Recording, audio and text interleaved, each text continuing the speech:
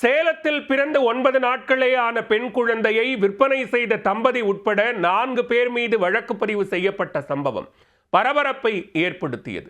1,20,000 ரூபாய்க்கு பெற்றோரே விற்கும் நிலைக்கு தள்ளப்பட்டனர். என்ன நடந்தது? சேலம் மாவட்டம் இளம்பிள்ளை அருகே ரெட்டிப்பட்டி பகுதியைச் சேர்ந்த தம்பதி சந்தோஷ், சிவகாமி. இந்த தம்பதிக்கு ஏற்கனவே ஒரு பெண் குழந்தை உள்ள நிலையில் நிறை மாத கர்ப்பிணியாக இருந்த சிவகாமிக்கு அண்மையில் மீண்டும் பெண் குழந்தை பிறந்துள்ளது. இதனையடுத்து அந்த குழந்தை மாயமானதாக மாவட்ட குழந்தைகள் உதவி மையம் மற்றும் வீரபாண்டி மகப்பேறு நல அலுவலர் மூலம் போலீசாருக்கு தகவல் கொடுக்கப்பட்டுள்ளது. அதன் பேரில் மகுடஞ்சாவடி போலீசார் கடந்த 20ஆம் தேதி சந்தோஷ், சிவகாமி வீட்டிற்கு நேரில் சென்றுள்ளனர். அப்போது அவர்களின் வீடு பூட்டப்பட்டிருந்தது.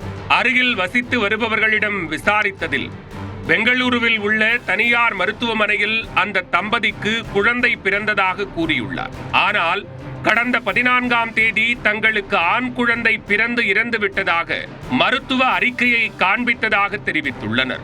இதனையடுத்து சந்தேகம் வலுத்ததால் போலீசார் விசாரணையை தீவிரப்படுத்தியுள்ளனர். விசாரணையில் குழந்தையின் பெற்றோரின் மனநிலையை அறிந்த தேவராஜ் என்பவர் இடைத்தரகராக செயல்பட்டது தெரிய வந்தது.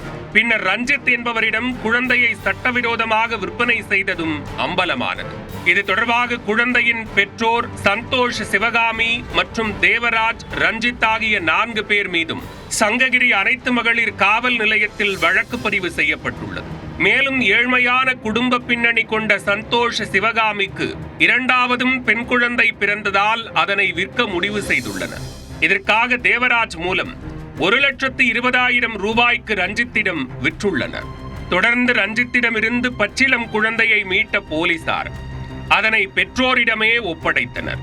அத்துடன் இனியும் வறுமையை காரணம் காட்டி குழந்தையை யாரிடமும் விற்றுவிடக் கூடாது என்று அறிவுரை கூறி அனுப்பி வைத்துள்ளனர். சேலத்தில் பிறந்து 9 நாட்களே ஆன பெண் குழந்தையை பெற்றோரே 1,20,000 ரூபாய்க்கு விற்பனை செய்த சம்பவம் பரபரப்பை ஏற்படுத்தியது.